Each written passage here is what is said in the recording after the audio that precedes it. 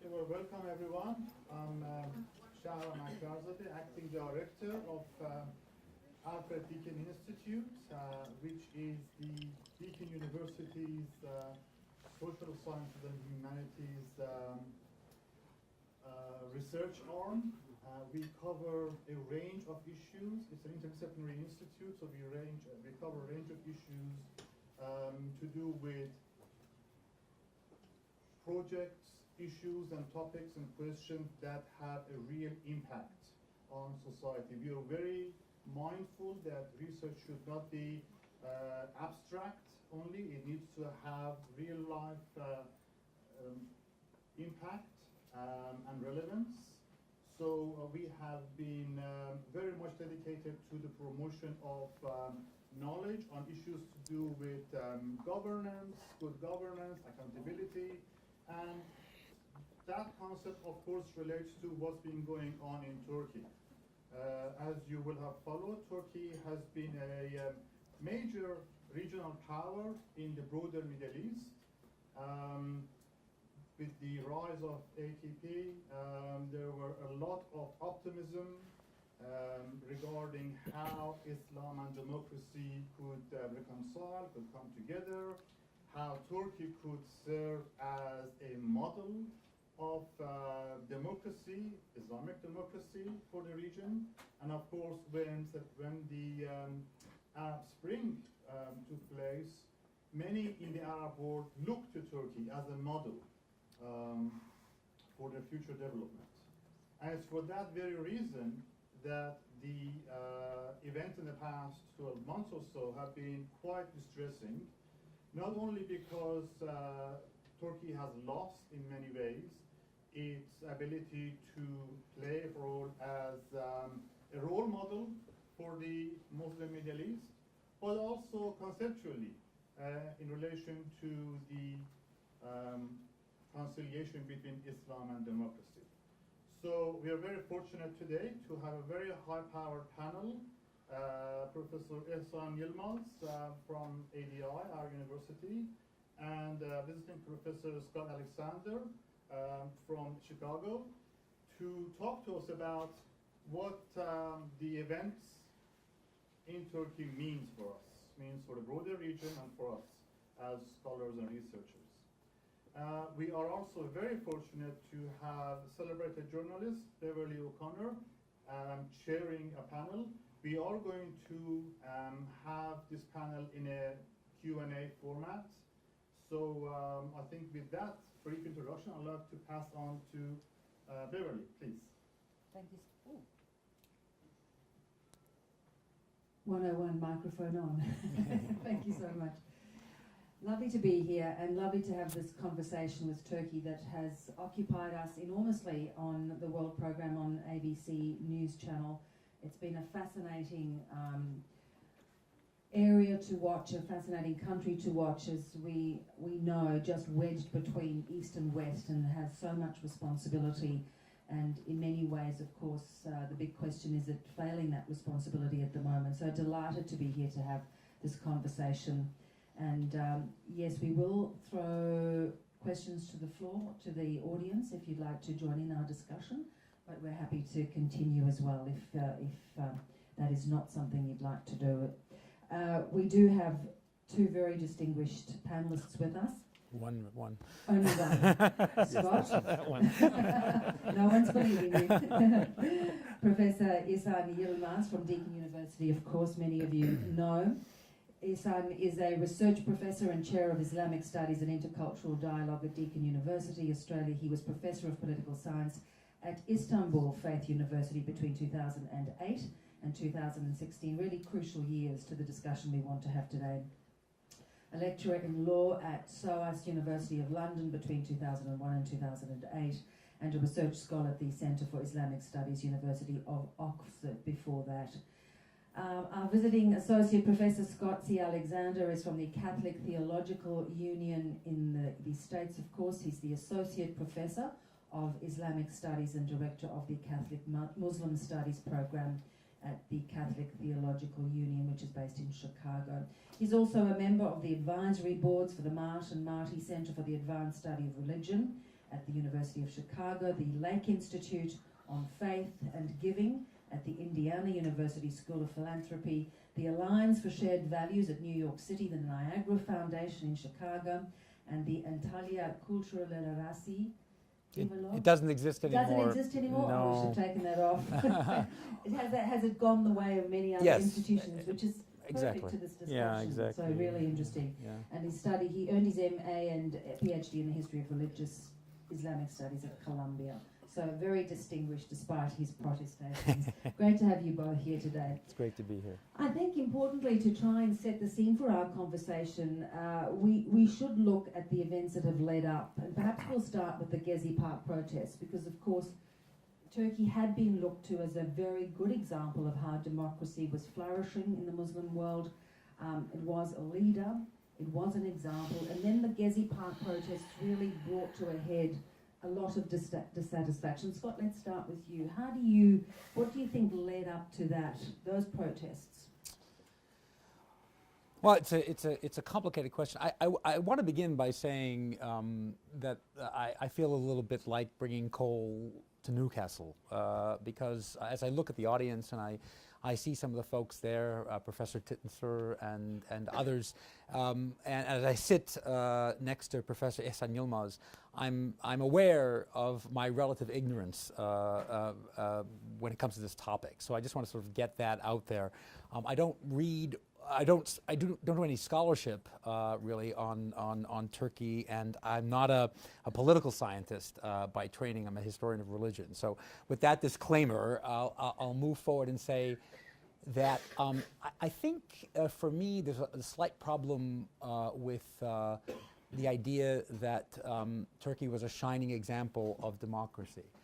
I actually don't know any shining example of democracy, at least in terms of. No. I mean, well, not even anymore. I mean, if you, for instance, ask subaltern communities in the United States, if you ask African Americans, for instance, in the United States about the quality of our democracy, they'll have a story to tell you that's quite different than the one you might even hear from me.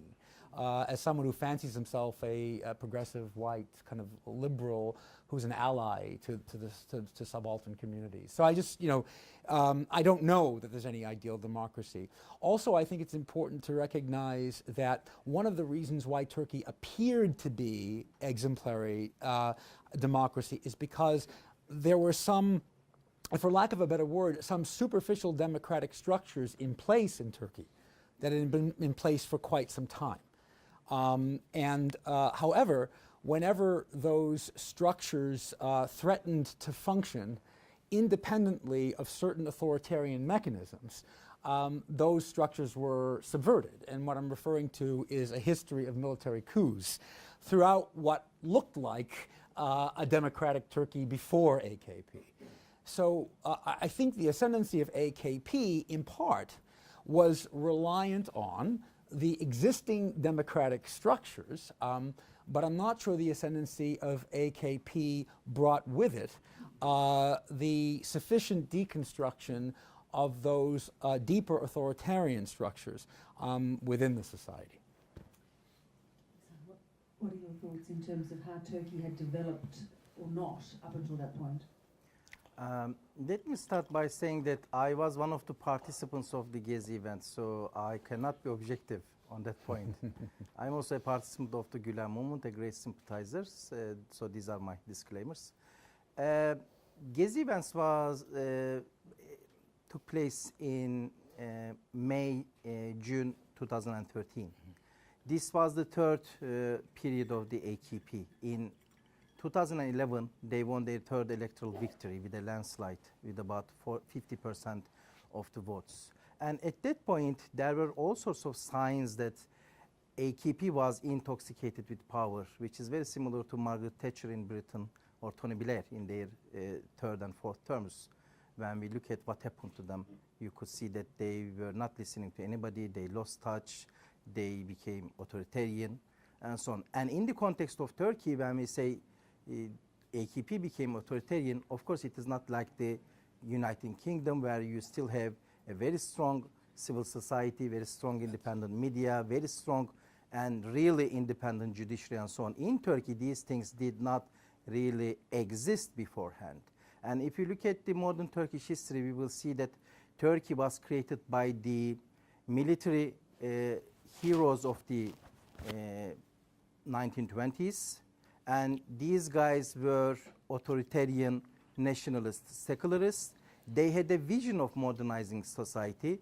They had this understanding of white man's burden, Enlightenment ideals, and with the top-down social engineering, they tried to change Turkey into a Western secular one, but by using law, by using oppressive mechanisms, by jailing many Islamic scholars, by banning several religious practices, including Ihsan, Arabic call to prayer, and closing down madrasas, banning Muslim Sufi orders, and so on.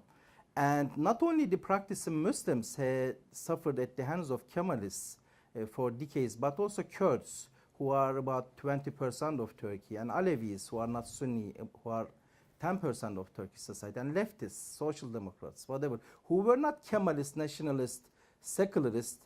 They were treated by the state as enemies, as the others, constitutive others of the Turkish secular nation, and they were presented by the Althusserian ideological apparatuses of the state as the puppets of the outside or foreign powers, such as the West and so on. So on the one hand, the Kemalists were trying to modernize and westernize society.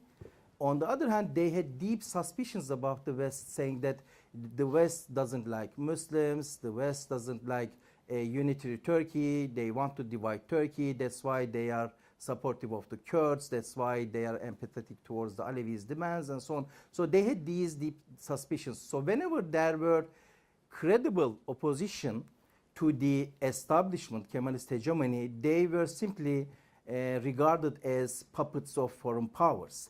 And through either military coups that took place regularly, on a regular basis, every 10 years, 60, 71, 80, 97, and even 2008, the military tried to stage a coup against the democratically elected government.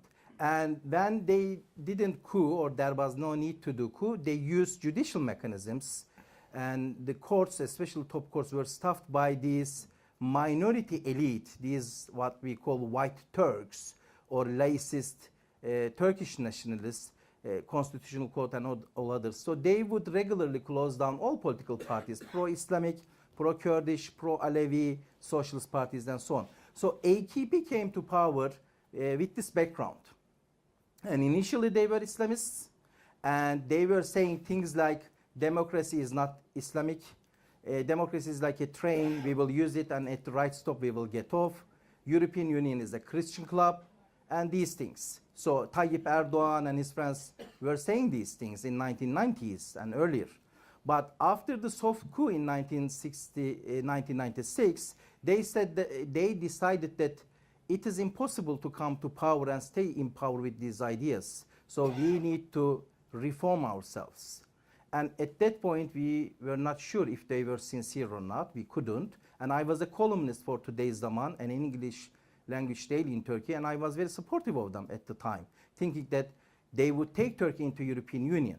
And Gülen movement and all other actors in Turkey, liberals, liberal democrats, leftists, and so on, and many international observers and so on, they were very positive about AKP. And remember, Erdogan was on the cover of Time magazine and all other things, and many authorities were presenting Turkey as a shining example for the Muslim world, saying that Islam and democracy and secularism are compatible. So they came to power for 5-6 years. They were very reformist. They democratized Turkey. But in their third term, it was very crucial that they did not actually try to get away or try to eradicate authoritarianism in Turkey, but they just simply wanted to take it over and use it. And Gezi events erupted because many secular-minded Turks, westernized sections of society who are about 30% of society, I'm talking about here these Kemalists and white Turks who previously oppressed others, but now they were in minority, and they felt that Erdogan and his friends were trying to challenge their lifestyles, similar to Iran or some other experiences. They would try to change or convert them to more Islamized lifestyles, whatever. So they were upset. They poured into the streets, and I am a practicing Muslim. So I thought that we must not do the mistakes of others, Kemalists, whatever. We should simply empathize with them. So I went to the streets, and one day before me, and she hates me when I say this, my wife went there because I had a class at that day, as a headscarf lady, to show solidarity with these Kemalists, white Turks, westernized elite, saying that, look, not all practicing Muslims are as terrible as Erdogan and his friends. So we are here with you to show solidarity. But of course it wasn't enough. Tayyip Erdogan decided to crush the dissenters, and he presented this similar to the Kemalists, that this is a work of the superior mind, mastermind, which means CIA, Mossad, Jewish lobby, and so on. So he simply borrowed this rhetoric from the Kemalists, saying that, look, these are opposition, they are jealous of me. Why? Because I'm the leader of the Muslim world, Turkey is a great power, and we will lead all Ottoman Empire, revive it, whatever, and they are jealous. That's why all these things are happening. So that's the backdrop of that, which is, which is in a sense indicates, to your point, Scott, that in fact there wasn't a vibrant democracy. There was something very, very different evolving.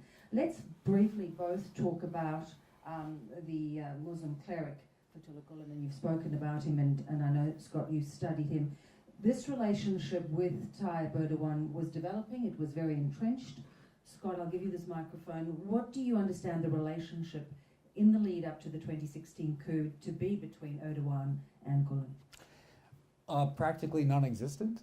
If by relationship between two individuals, we're talking about a relationship between two individuals. From what I know, and I certainly don't know everything about this, they met on a few occasions and had minimal conversation with one another. I think what we're talking about is what Max Weber would refer to as elective affinities between the AKP party, how it was developing in its rhetoric, and what many of us thought were its actual sort of serious policy agenda, and many of the values and ideals of the Hizmet movement. And indeed, people that were observers of Turkish politics understood that the Hizmet movement played a role in the ascendancy of the AKP.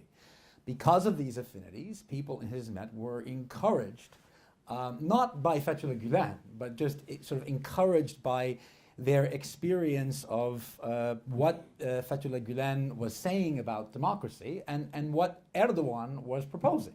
There were just some natural synergies there. And people went to the polls and reflected their understanding of those synergies in their votes. So what we're talking about when we talk about AKP, Hizmet alliance or convergence is not based on some kind of relationship between two men that then somehow soured. Really? And I think in terms of the souring, there's not sort of one factor we can point to explain it.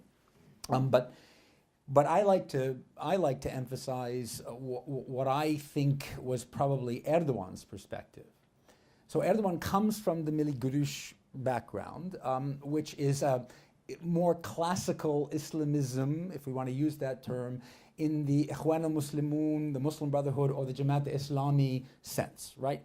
Meaning that the only way you're going to have a society that Muslims feel more post-colonial ownership in, post-imperial ownership in, is to take hold in the name of some kind of version of an Islamic state of political power, right?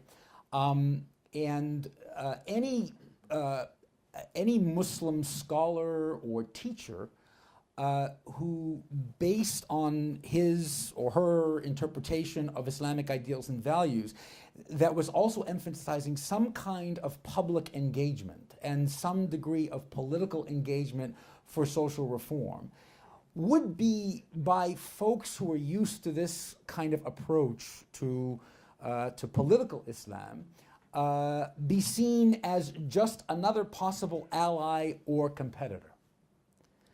And so I don't think that's ever what Fethullah Gülen was, or that's ever what Hizmet was. If Erdogan had understood Hizmet deeply, he would have understood that it's more what the Professor Yilmaz has referred to as civil Islam, kind of encouraging the genesis of Islamic institutions that would be inclusive, that would be vital to the flourishing of a plural society, rooted in Islamic values, but that would be ultimately independent of the government and not allied with any particular political party. I actually believe that for someone like Erdogan, it doesn't compute. If you're going to open up schools and you're going to open up hospitals and you have other sort of institutions that you're supporting, and you've got a lot of business people who are part of your movement, you're simply getting ready to take over, right? So I think Erdogan was waiting for that moment where, push would have to come to shove, and Gülen would have to decide to do one of two things, right? And that would either be go all in with AKP, which at a certain point, especially with the Gezi Park, but things that became earlier, meant his own quest to consolidate his own power and not leave, for instance, after 2 terms as prime minister, which he had originally pledged to do when he came into office. Either do that, go all in, right?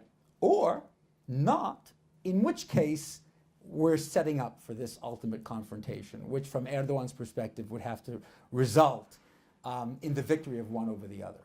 And of course, Erdogan had all the hard power of the state. So we could have maybe, 2020 is hindsight, but see where this was going, and now we see where it went. Ihsan, is that how you see the relationship between the AKP, Erdogan, and Gülen? Yes, I fully agree with Scott. And when we look at the details, we see that the relationship, not between Gülen and Erdogan, but I think we need to talk about the relationship between the movement participants, movement media, especially media organizations, and the AKP. I think it's more clearer to understand. As Scott says, there wasn't really a relationship between Gülen and Erdogan. But if you look at the media of Gülen movement, and I was part of it. I was a columnist for Today's Zaman, which was a flagship newspaper English in the English language of the Gülen movement. And for years we supported the AKP, starting from 2003-4, and Today's Zaman was established in 2007, and starting from 2007 especially, I wasn't too objective, I must confess. Why? Because the opposition of the AKP at the time was the Kemalists, who hated the European Union project because it was too soft towards these Islamists, practicing Muslims, Kurds, Alevis, and so on, because this project was about dividing Turkey, European Union project. This was the perception of the European Union. This is how presented the European Union to the Turkish society. Even the Turkish society, 70-80% of them supported the membership project. And the other opposition, Turkish nationalists, who hated Kurds, who hated the Gülen movement and others. And then the Kurdish opposition, unfortunately, who sided with the PKK. They were not critical of the PKK. None of them are great fans of the PKK maybe, but these guys were not the mainstream of opposition. So AKP was alone in representing the claims of democratization, European Union project, human rights, and pluralization in 2007-2008. But starting from 2009 and 10, I, personally speaking, I started observing that these guys really were trying to democratize society, but they were trying to get rid of the Kemalist tutelage, military tutelage, and then just replace their hegemony, counter-hegemony, with the hegemony of the Kemalist elite. Why? Because they were not democratizing the university system, for instance, which was established by the military coup plot junta in 1980. So in Turkey, the academies, universities are like the barracks for the Kemalists. So you cannot talk about certain issues. There is the censorship and all other issues. And the AKP had a chance to reform it, democratize it. They didn't. And Diyanet, Turkey's religious directorate affairs, that controls 86,000 mosques, and it has a personnel of 140 imams. They are all state employees. And instead of democratizing it and changing it from being mouthpiece of the Kemalist regime, authoritarian Turkish nationalist regime, into a civil society institution, they kept it. So starting from 2008, I started criticizing in my column in English the AKP. They were so upset about it. They kept pressurizing my bosses to fire me. They did not. But I couldn't write this in Turkish, in Daily Zaman, which was the Turkish version, because the editors at the time, unfortunately, too much fun of Erdogan, and they thought that with the siege mentality, in social sciences we call it siege mentality, or we are surrounded by enemies, and in this sense the enemies are the Kemalists and then others, nationalists, generals, judiciary, and so on. So AKP, yes, they have sins. They are not fully democrat, but they are the only ones who try to democratize Turkey. So we must not talk about their mistakes and sins. So we must simply be soldiers behind them and march behind them. So that was their point. And may I add something? And there's another dimension to this too that we can't forget. A movement as large as Hizmet is going to have a number of different participants who are going to be motivated by a number of different factors. So you had certain members of the movement for whom there was a certain emerging euphoria about the attempt to finally get into positions of political power as practicing Muslims. So just the way that AKP was placating certain earlier Islamist dreams about we've been marginalized from government and all of the powerful institutions that control the state for so long. And now Tayyip Erdogan is here as a Muslim who prays 5 times a day and recites the Quran beautifully. So we have an opportunity now to have careers for ourselves as political power brokers, right? So it's not as if there weren't people in Hizmet that thought that this kind of these elective affinities between Hizmet and the AKP should be more than elective affinities. They should be more of a kind of a formal kind of alliance or coalescence. It's interesting that Fethullah Gülen, when he reflects on this, he calls it muhabbet ghayr mashru', which means, it's Arabic and Turkish, which means a kind of illicit love. And this is one of the great failings of not being able to distinguish between the importance of political engagement, but the equal importance of being careful not to sort of ally yourself so closely with a particular political party or agenda for power that you actually begin to compromise the values that led you to that position in the first place. And this siege mentality, I must add, was not based on fiction and superstition. Actually, starting from 2003-4, there were real dangers that the establishment in Turkey or Kemalist hegemony was not happy with the AKP, its democratization, its pro-EU reforms. So they tried to stage several coups. And remember the Cumhuriyet meetings. So many people, hundreds and thousands of them, poured into these Kemalist groups, and they were saying they were carrying placards saying that the army to the duty, meaning that we need a coup now. Many military generals, they were always on the headlines of the pro-secularist, pro-nationalist dailies, and at the time they controlled 70% of the media, the Kemalists, and every day they were saying that, oh, this cannot go on like this, we need something and so on. And when you look at the judiciary, In 2007 we had an election or parliamentary election for a new president, Abdullah Gül, Erdogan's friend, a former Islamist, became a candidate.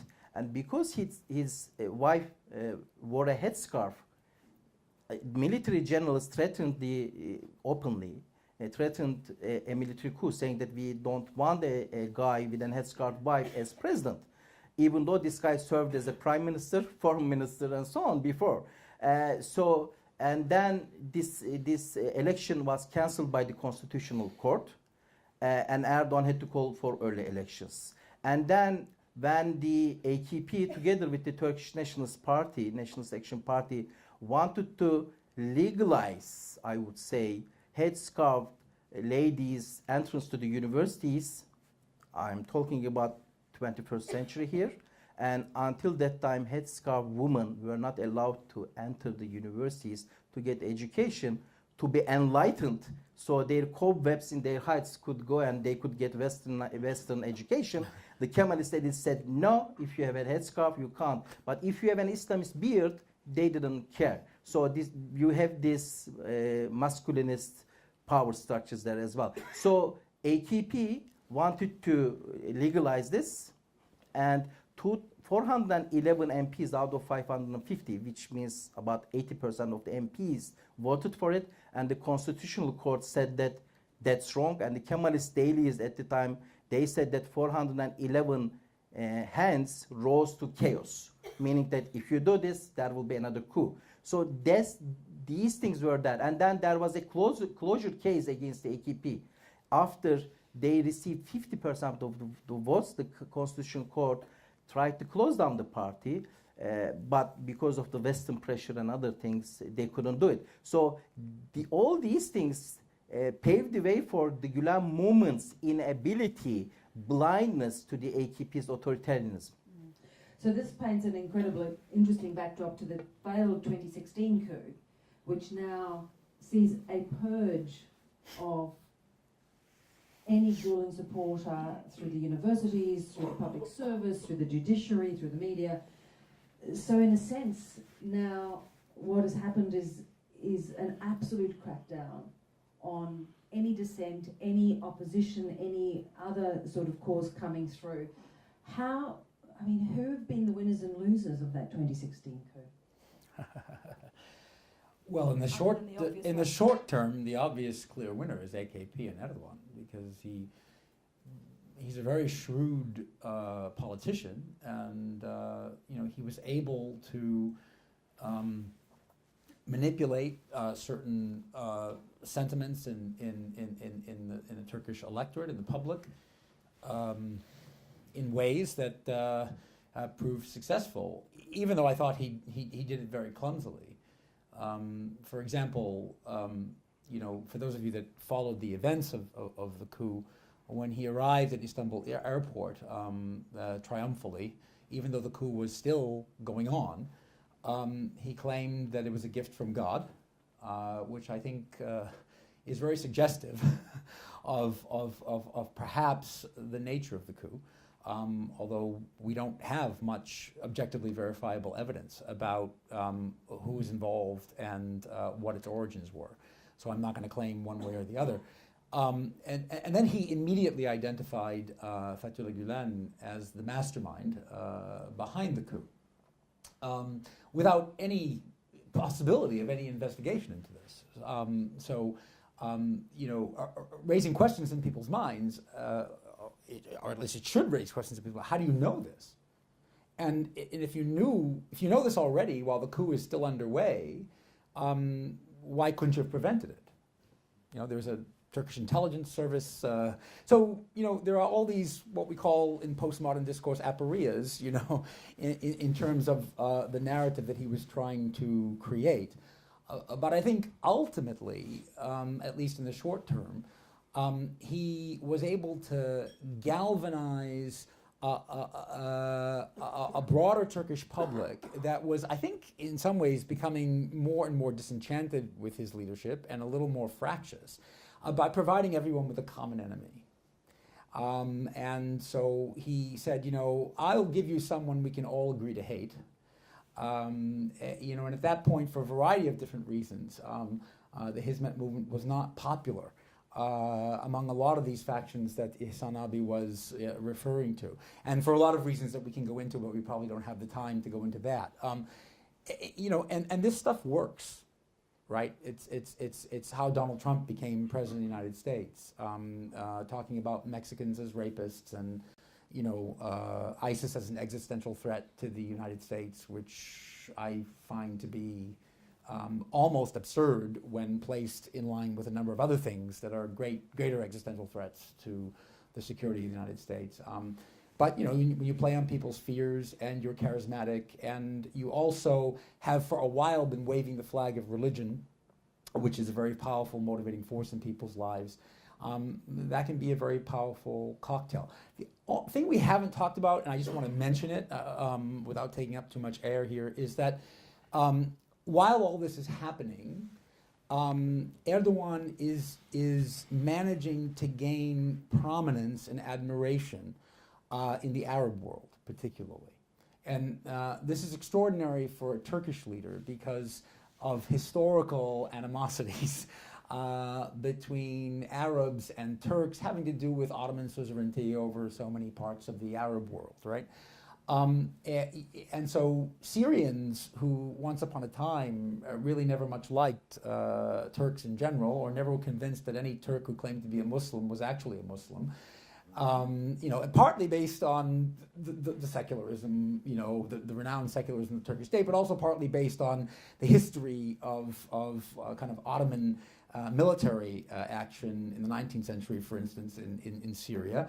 You know, as Erdogan began to take in refugees, which I give him credit for, although I don't see any alternative with Syria on your border, you know, and was speaking, you know, the rhetoric of these are our Muslim brothers and sisters, you know, people began to see him as a hero.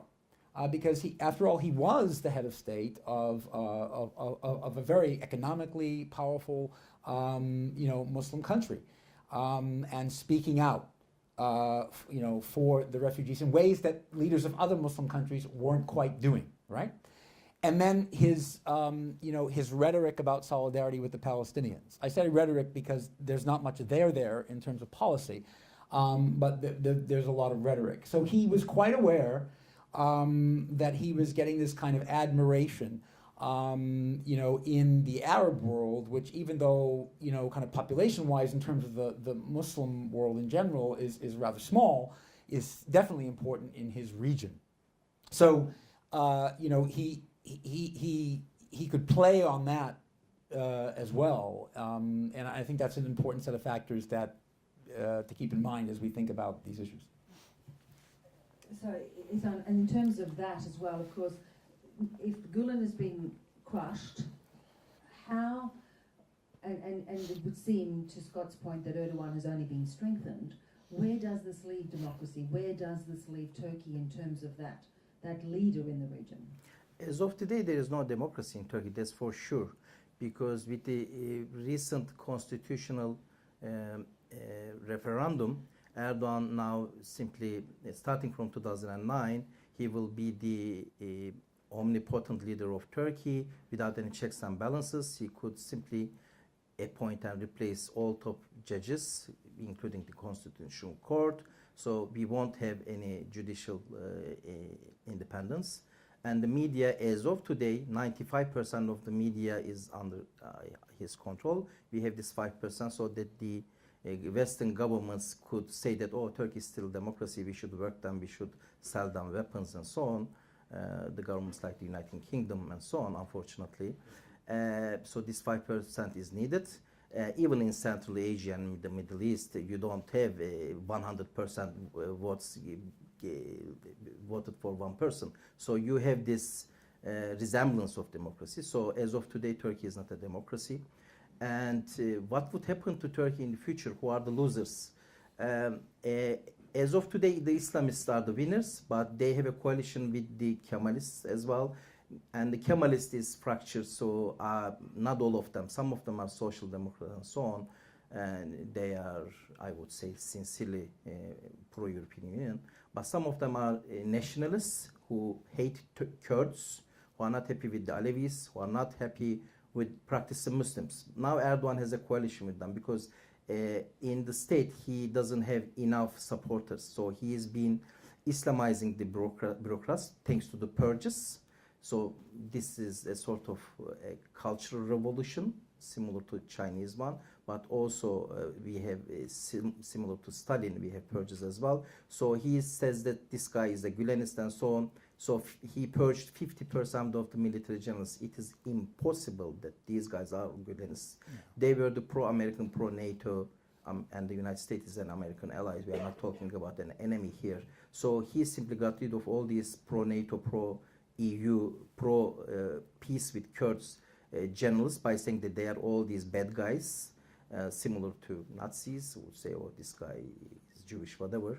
So in the short run, he is the winner together with some ultra-nationalists, but now getting rid of Democrats within the army and Gülenists and others, now they are preparing for a fight. And Erdogan is preparing his paramilitary army, and he's been simply giving weapons to many strange guys, similar to ISIS guys and so on. So Turkey could simply have a civil war in future. And this won't have two sides only, this ultra-nationalists and Islamists, but also we have the Kurds, we have the Alevis who are afraid of Salafization of Turkey, jihadist understanding getting widespread through Turkish national education as well, through the curriculum, having evolution being banned in Turkish curriculum, and jihad has been part of the curriculum and so on. So we will have these Alevis who are also, because of their fear, and in the past Ottomans and Turks slaughtered them on a regular basis, massacred them on a regular basis. Through pogroms, through other things and so on. So they are also getting weapons. So Alevis would be part of the civil war and so on. And even if we don't have civil war, another aspect, that social ethical corrosion of society. Now we have some leaders who keep saying Allah every day and Islam, and then they are legitimizing theft, corruption. We have many Muslim scholars saying that, oh, for the big cause, for dawah, Islamic revolution, for the unification of the Ummah, Muslim world, our leaders can do these things. So now theft is becoming an Islamic virtue in Turkey.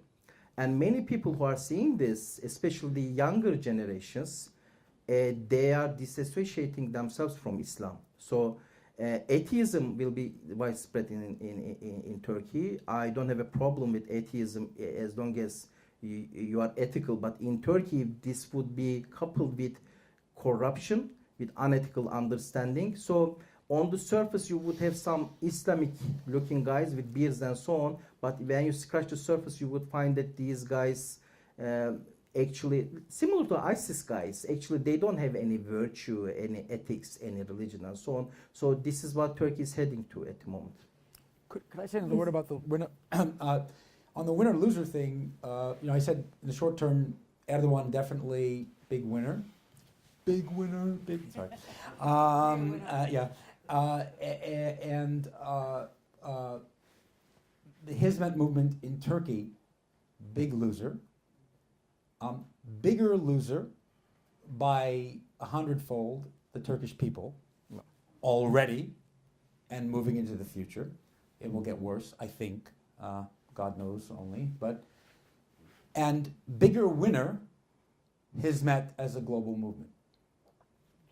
Because what this purge has done, and I'm in no way celebrating it, to put it theologically, in Islamic terms, God brings goodness out of the evil that human beings do.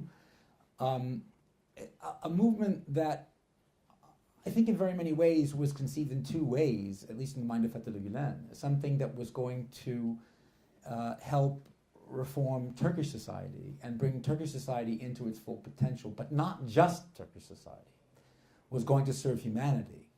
And continuing this vision of Bediüzzaman Said Nursi, that Islam has something to offer the world.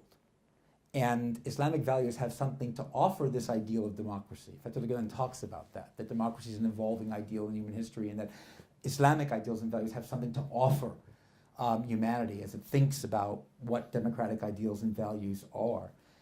Hizmet globally kind of has been freed from what you might want to consider the shackles of having to be so concerned with Turkish politics and the ramifications of what it does abroad for what might happen at home.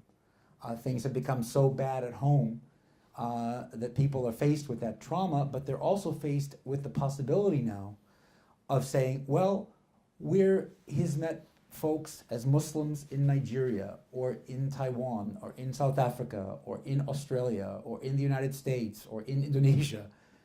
And, one of the things we can do in all of this is just continue to pursue our values and goals and ideals in terms of serving the society we're in. And so, in a way, there is a felicitous dimension to this horrible tragedy that's beset the Hizmet movement in its native Turkey. So to both of you, before we throw the questions to the floor, with this backdrop of political paranoia, both historic and current, how does Turkey manage its position wedged between East and West with the demands of the European Union to stem the flow of refugees and, of course, as Scott pointed out, being seen as a leader in the Arab world, or certainly not as a leader, but as someone who can, as you say, suddenly in the fold? How do they balance this? How does Erdogan balance this? Because the pressures are intense on both sides. Samuel Huntington, in his very famous or infamous Clash of Civilizations. Yeah, infamous, yeah. Okay. I try to be objective. I know. Sound objective. I'm being objective too, by the way. So. Okay. He talks about Turkey as a torn country. So sometimes you can talk about it as a bridge, but it is also a torn country with its understanding of schizophrenia. And I talked about Kemalists on the one hand. They wanted to westernize society sincerely, and on the other hand, they had deep suspicions of Western society. And we are all children of Kemalistan, so we all went through the educational system and the media and the TV culture, movies, and all these songs about there are no friends of Turks on earth other than the Turks, and these are the things that we are all accustomed. I see myself as a social democrat, but when you scratch the surface, you find that Ihsan Yilmaz is a Turkish nationalist. So, unfortunately, so all of us have these problems. And on the one hand, we want European Union ideals. We love human rights, pluralism, and so on. But if something is happening to our neighbor, and if there is no harm done to us, sometimes we don't care. And this is not only in Turkey, I know. I mean, it is in many other societies as well. But we haven't internalized democracy as a virtue. Many of us don't see as democracy the only game in town, unfortunately. So Turkey is torn, and it's been fractured now. And Tayyip Erdogan doesn't have a choice, unfortunately. He doesn't have a plan. Why, on the one hand, he needs the Western help, especially economic help. Turkey's commerce, 50% of it is about with the European Union countries, and most of the tourists that come to Turkey are from European Union countries. So Turkey cannot be an iron curtain country. It cannot be North Korea. It cannot be Saudi Arabia. We don't have oil, thank God. And so it needs to have open market. It needs to have rule of law. And because of the events taking place for the last 3-4 years, Turkey's revenues are dropping, unemployment is on the rise, and people are not voting for Erdogan because they love this jihadi ideology or Salafist ideology. Only 5 or 10% of the people would love this rhetoric of Islamization, Islamism, jihadism, neo-Ottomanism. They vote for him for economic reasons, for butter and bread issues. So he has to satisfy them. At the moment, he's stealing the wealth of Gülenist companies, Gülen people, and transferring this wealth to these guys. And in the past, Turkish rulers did this by resorting to genocide against the Armenians and having a population exchange with Greece and sending all Greeks, Turkish Greeks, to Greece and just giving their properties to the Turks. And now they are, Erdogan is simply looting the companies and wealth of Gülen people and giving it away to his followers, but that won't last. So economic crisis and all other things. So on the one hand, to cut it short, on the one hand he needs European Union support, Western support and so on. And also for security reasons. Remember, Turkey started or restarted its multi-party democracy again after the Ottoman experience. The democracy is not new in Turkey. For the last 140 years, Turkey had elections with interventions and so on. So in 1950, Turkey decided to have multi-party elections. Why? Because they wanted to join the Western Pact, NATO. Why? Because Stalin was not joking when he said that he wanted to occupy Dardanelles and Bosphorus Straits. He wanted to occupy the eastern parts of Turkey. So Turkey did not have an option. So Putin is not a joker either, and he has these Tsarist ideas, expansionist ideas, and so on. So on the one hand, again, Turkey desperately needs, Erdogan desperately needs the West. On the other hand, he doesn't to be lectured about rule of law, democracy, pluralism, and so on, because he is very corrupt. The judicial cases against him were serious, and the cases are going on in the United States now because this guy who smuggled Iranian gold, money, and so on, bypassed the American laws, and with the help of Erdogan, because he gave 10% whatever to Erdogan ministers. So he doesn't have rule of law, and Erdogan has committed all sorts of crimes against humanity and others. So as long as the West agrees that, okay, you can be another Saudi Arabia, do whatever you want at home, and as long as you are our ally and help us to have our military bases and other things, and you are not great friends with Putin, that would be nice. But Western societies are democratic societies, so we are not talking about the establishments or hegemonic power elites in Western societies. We have also public opinion.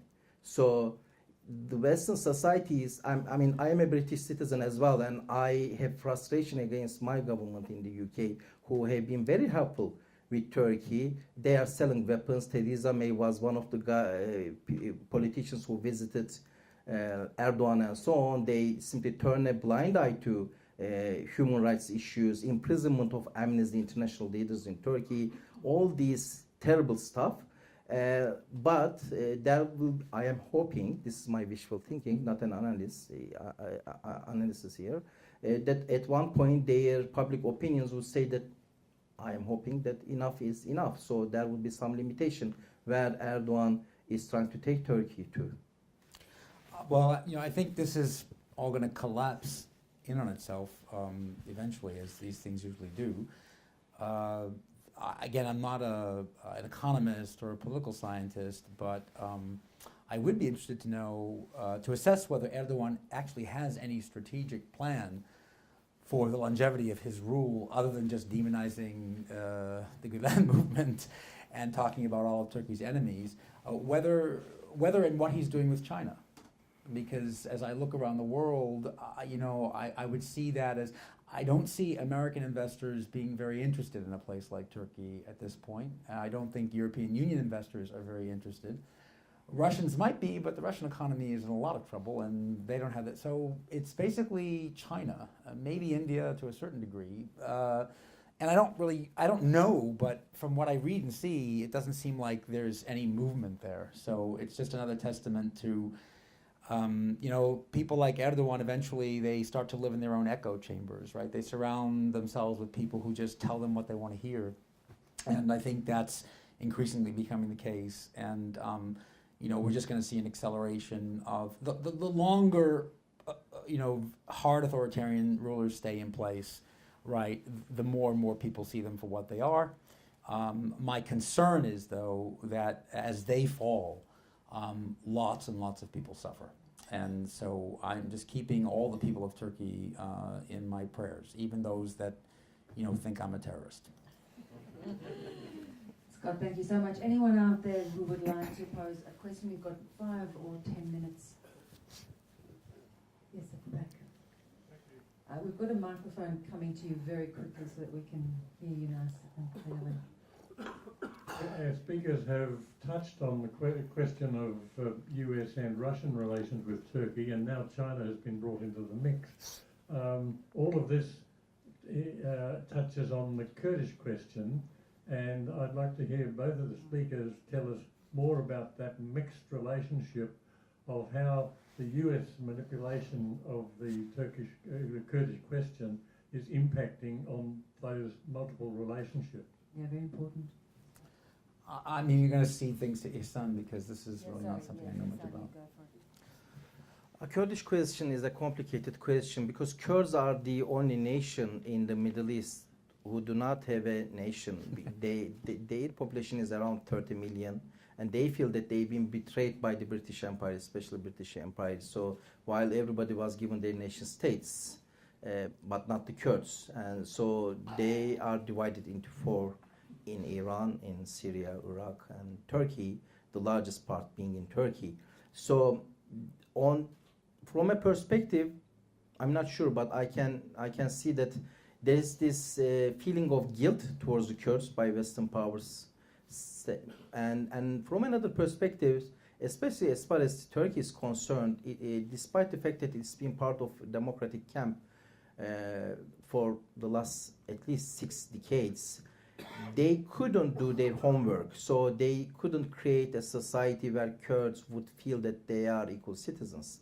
Until very recently, until it was lifted by the AKP in 2007, I think, I'm not sure, speaking Kurdish in the street was forbidden by the Kemalists. Practically not, but there was such a law. And Kurdish was not recognized, and even a Kurdish MP in the parliament would say something in Kurdish, the bureaucrats there would write that, oh, he says something which is ineligible, we don't understand, in order not to mention that he spoke in Kurdish. And the Turkish politicians would refer to Kurdish as a mountain Turkish and mountain Turks who forgot their ancestry, who are confused about their ethnic identity and so on. So Turkey couldn't, unfortunately, create an environment where the Kurds would feel first-class citizens. So wherever you have an ethnic minority, you don't have an ethnic nation state. There are, I'm not sure, but maybe 5,000 different ethnic groups currently existing in the world. So we don't have 5,000 nation states. But if we are talking about a democracy, we could see that Kurds should feel that they are equal citizens. They are not discriminated against and so on. This is not happening in Turkey. Initially, AKP promised them a lot. It was very promising. But now, because Erdogan has to side with the ultra-nationalists, he has to. Because Gülenists are gone, pro-democratic forces in Turkey are gone, liberal social democrats are gone. He is no longer allies with them, especially after the Gezi events. So he has to side with the Kemalist ultra-nationalist elements within the state and within society, which means that he has to be enemy of the Kurds, which means that he has to be also enemy of the Kurdish autonomous region in Syria. So Americans, as far as I can see, they are trying to be as objective as they can do, because Erdogan is not helping the Western nations in their fight against ISIS. Nobody can say that ISIS is friendly or we should leave them alone and so on. But until very recently, AKP government has been very friendly with ISIS, and they've been helping them, and there are now many journalists in prison in Turkey who are not Gülenists just because they publish stories about how Turkish nationalist intelligence has been transferring weapons to these jihadist Salafist guys in Syria. So, and there are New York Times stories telling us that how it was so easy to recruit for ISIS in Turkey. So the Americans are now siding with the Kurds in Syria and in Iraq, and Turks are not happy about it. They say that we must destroy them, we don't want a Turkish autonomous region and so on. But what I see is that in future, similar to Iraqi Kurdistan, also in Syrian Kurdistan, there will be an autonomous region, not an independent nation state, not now, maybe 20 years later, I'm not sure. But because of their heroic efforts against ISIS, despite the Turkish protests, they will help Kurds. There is a de facto autonomous Kurdish region in Syria anyway. This will be made legal, and Russians are positive towards it as well. So it's only the Turks, but I think Turkey would be left alone, and so this will pave the way for more demands in Turkey by the Kurds in Turkey. So they will say that the Kurds in Syria, the Kurds in Iraq, they have their freedoms, they can get education in Kurdish, they have this and that, but we are in so-called pro-EU member candidate Turkey, but we are more inferior. So this would be chaotic for Turkey. One last question here, and then we might have to wrap up. Sorry, can we get the microphone? No. There, can you keep Okay. I can take it back. I mean, That's fine, we'll Paul get and I it are back. friends. He'll give me the microphone back. Given the constraints on time, pardon me if I ask a question that probably cannot be answered concisely, but it's well known that political groups in exile, rather than cohering, often fragment. They bicker with one another because circumstances are difficult and egos jostle and all sorts of things. Nevertheless, do you see a possibility that, given the picture you've painted domestically in Turkey, that the Hizmet movement and Turkish secularists can make common cause against Erdogan and lay out a charter that, using social media, can start to wind back things in Turkey and create a new possibility, a constructive solution to the problem rather than a disastrous one? This is a process actually taking place now. I am very active in social media with about 195,000 followers. It used to be 2025, but after the coup, many people deserted me anyway. And through this social media, I have established relationship with many liberal Democrats, social democrats, and some Democrat Kemalists, I would say, friendly relationship. So we can agree that Turkey must be a democracy on the basis of equal citizenship, on the basis of human rights, and the EU process, even though Turkey cannot be a member candidate because of the paranoia in the West. Look at the Brexit. I mean, these guys, you would think that they are reasonable guys.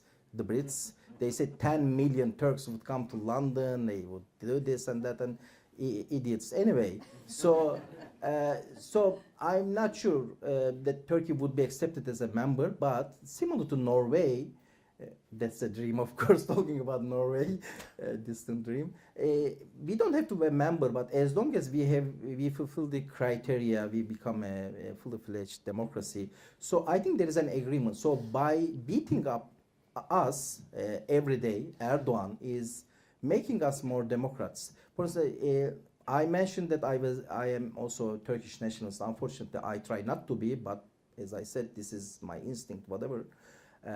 These are my genes. Many people in the Gülen movement are Turkish nationalists. So when you spoke to them about Kurdish issue, they would simply respond with Kemalist rhetoric. Oh, unitary nation and autonomy, Western powers dividing us, all this. No Armenian genocide. No Armenian genocide. I am still one of the few who can mention the G word. But thank God at least they are talking about massacre. They can use the M word, so massacre against the Armenians and so on. So 5 years ago when I talked about Armenian genocide, I would get a backlash from the Gülen movement sympathizers. But when I say that, look, today what is happening to Gülen movement people, these exploitations and cleansing, genocide against the Gülen movement, these things happened to Armenians 100 years ago. Now they say, oh, yes, you're right. So we are learning. And as Scott mentioned, Gülen movement is no longer Turkish nationalists.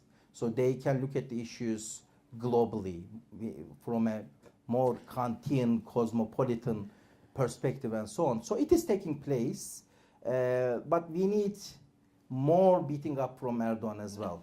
So what I would say, and I'm aware that I say this as a non-Turk and kind of an ally of the Hizmet movement, rather than, as a non-Muslim, rather than someone who understands his faith primarily through the lens of service, which in the Hizmet mode.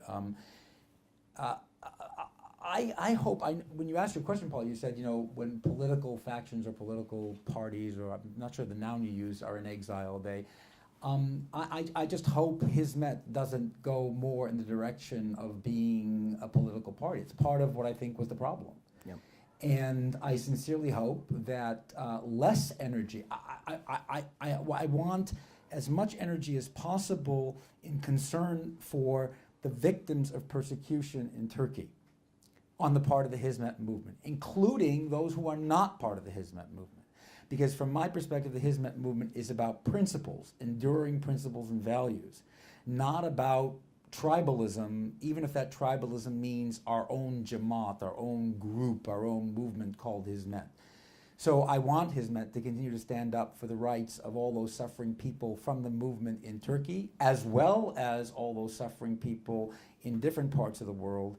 And I also hope that Hizmet doesn't become kind of overcome and obsessed with some notion that its success in the world depends on changing in the short or long term what's happening in Turkey. I think it has a much broader mission. And I'm hoping that this is a moment in which the people of Hizmet can discover what the breadth of that mission actually entails. And my great confidence is in the younger generation, as always. So, when you look at the Hizmet movement the world over, you have first generation Hizmet Australians, second Hizmet Americans, and these people have all these values, but for them, Hizmet can't be primarily Turkish, and it doesn't make sense for it to be primarily involved in an agenda, however noble, to change the future of Turkish politics. And I think ultimately that's a good thing. What a fantastic conversation we've had today. We so appreciate both of you and your insights, and I guess really revealing the complexities and the challenges that lie ahead for Turkey. Please thank so much Ihsan Yilmaz and Professor Scott Alexander. Thank you very much.